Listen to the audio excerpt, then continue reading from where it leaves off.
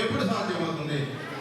మీ పిల్లలు చదివేటప్పుడు అంటే అందరూ చెప్పేదానికి నా కొన్ని మీకు అంటే మీరు అందరూ చేయనివి ఏ సబ్జెక్ట్ అయినా రాకపోవడానికి కారణం ఏమిటి అనే దాని మీద చిన్నగా క్లుప్తంగా చెప్తాను.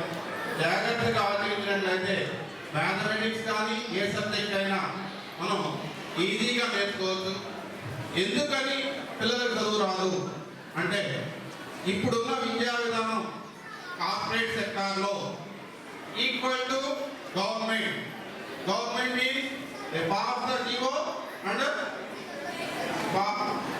ఏం చేస్తారు అంటే వాళ్ళు ఎప్పుడైతే పాస్ చేస్తారో ఆ పాస్ అయినామంటే ఇక్కడ కింద గ్రౌండ్ లెవెల్ వరకు కూడా అదే జరుగుతూ ఉంటుంది. అట్లనే మన ఈ కార్పొరేట్ సెక్టార్ కానీ ఇప్పుడు విద్యావస్థలో ఏదైతే ఒక మెయిల్ వస్తుందో ఆ మెయిల్ ప్రకారమే ఎడ్యుకేషన్ ఉంటుంది. కాబట్టి పిల్లలను బట్టి చదివించాలి కానీ చదువును బట్టి పిల్లల్ని మార్చకూడదు. పిల్లలకి ఈరోజు ఏదైనా రాలేదంటే వచ్చే వరకు మనం కనుక ఎంటబడినట్లయితే అతను 50 రానివ్వండి, 60 రానివ్వండి లేదా 40 రానివ్వండి, అతనికి బేసికల్గా ఏమిటి ఎలా ఎందుకు మాయలోడి సినిమా చూసినట్లయితే మీకు బాబుమోహన్ డైలాగ్ ఉంటుంది, ఏమిటి ఎలా ఎందుకు అని అడగొద్దంటాడు. కానీ ఇక్కడ సబ్జెక్ట్లోకి వచ్చేసరికి ఏమిటి ఎలా ఎందుకు అని కనుక నేర్చుకున్నట్లయితే ఏ క్వశ్చన్ అయినా కానీ ఎలా వచ్చింది ఏమింటాడు ఎందుకు అని కనుక నేర్చుకుంటే ఈజీగా నేర్చుకోవచ్చు, ఈజీగా మార్క్స్ వస్తాయి.